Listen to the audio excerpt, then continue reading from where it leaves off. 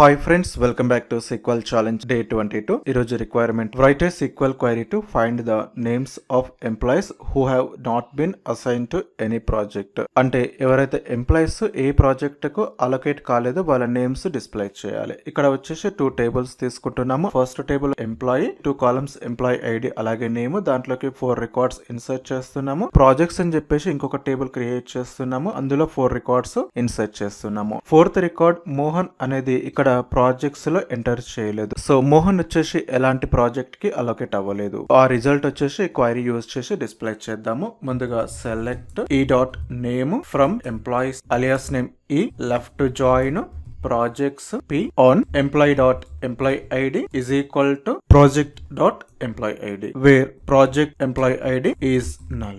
Select it, execute. Project allocation కాని employee వచ్చేసి Mohan. Thank you friends. Please like, share and follow for more videos.